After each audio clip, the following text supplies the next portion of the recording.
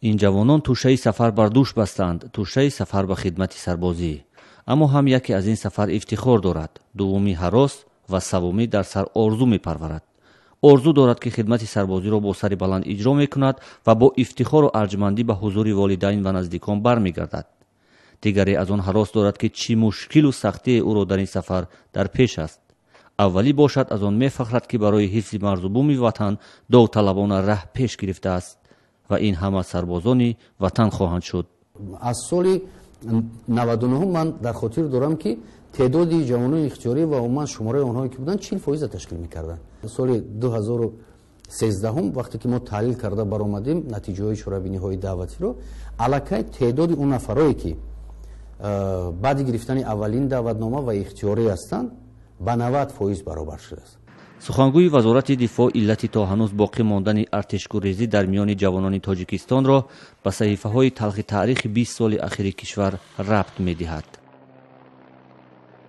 قسم‌های نظامی که تأسیس داده می‌شدند و با هیئت شخصی پورا گردانده می‌شدند، آنها در برابر تأسیس یافتن به سنگرهای آتشگیر برای برقرار کردن ساخت کنستیتوسیونی فرستاده می‌شدند.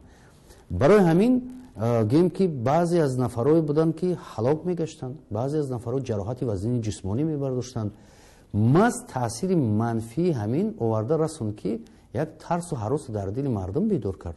با گفته فریدون محمدعلیف، با منظور این مشکلات حکومت تاجیکستان در طول 16 سال اخیر برای بنیاد اینفراساختار و بهتر کردن شرایط خدمت سربازان 135 میلیون سومانی اختصاص داده است که یک قدم جدی در راه بنیاد یک ارتشی موثر است. امتیازها در سمت گیم که دلگرم کردن یا هوسمند نمودن خدمتچیان حربی وجود دارد.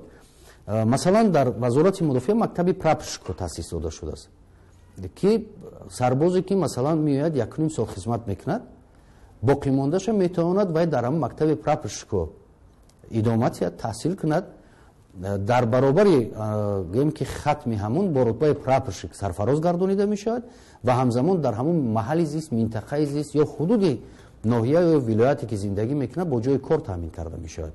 همزمان نفرانی که مثلا معلومات عالی دارن یک سال خدمت میکنن با آنها رتبه حربی افسر داده میشود. ولی تحلیلگران امور نظامی افزایش توجه جوانان جهت خدمت در صف‌های ارتش را تایید نمی‌کنند. به قول آنها در کشوری که 8 میلیون ساکن و 2 میلیون جوان سن قابل سربازی دارد، پورا کردن صف ارتش با اصول‌های غیر قانونی به اصطلاح ابله و دلیل ضعف تشویقات و عدم امتیازهای خاص برای سربازان سابق است. و تصور کنید که 4 ماه همه جوانان از همه کارها میمونند و قسم زیادی جوانان باز در خانه ها پنهان میشن، در کوه ها پنهان میشن تا که به آتش نبیان. متاسفانه در ما برای خدمتچیان حربی بخصوص سربازان یگان امتیاز وجود ندارد. میگن که وظیفه است باید آماده خدمت کنند و برای همین جوانان میبینن که مثلا این روز در ارتش برای یک سرباز در مدت یک ماه 35 سومانی جمع میکنند که این یک سوم 15 یا سوم 17 یک سوم 17 درهم را خوراک در یک روز تشکیل میدهد. مثلا تصور کنید یک نان خلب روسی در بازار در مغازه 2 سومان است. این تحلیلگر نظامی بران است که تصور منفی خدمت سربازی در ذهن جوانان را نه ارتش، نه وزارت دفاع و نه والدین ایجاد کرده است. به قول او مقصر اصلی در این کار قانونگذاران تاجیک است که هنوز هم در چهارچوب ساختار شوروی بیشتر از 20 سال پیش سقوط کرده مردم را تابع کردند.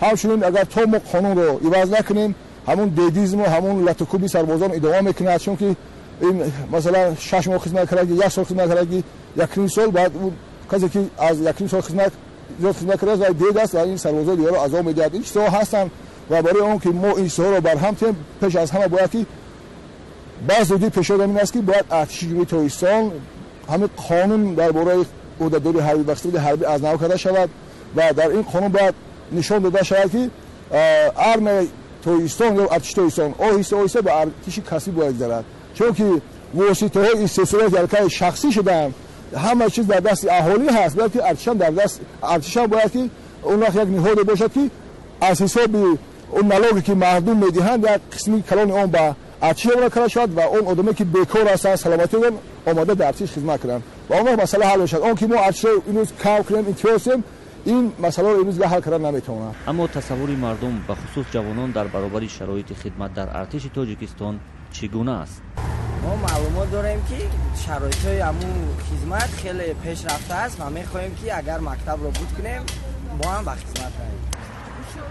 آنها فکر میکنن که در قوای مسلح جمهوری تاجیکستان شرایط ندارد، نو شو خیلی میزنن و یورا خوراکه کمه، برای همین از همین سبب موش نمیرم ده. برای مثال ما حرف اوضاعی هم میفهمیم در نهایت هست چخیل که ما مثال دانشجویم درسایی که وینی هم میخونیم با ما هم میبرن، مثال چستایی که مثال در اونجا جوانمردا خدمت میکنن. باز شرایط وضعیت در همین زمان خود ما به این وقت خوبه.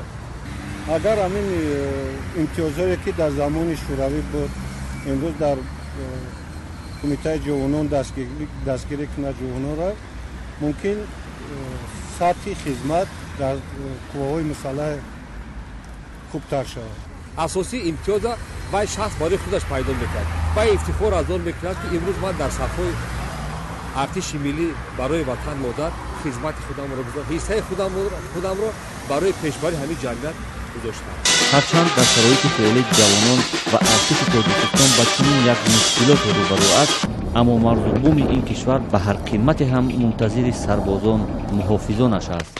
ولی این قیمت نباید گرانتر از آن باشد که جامعه منتظر است.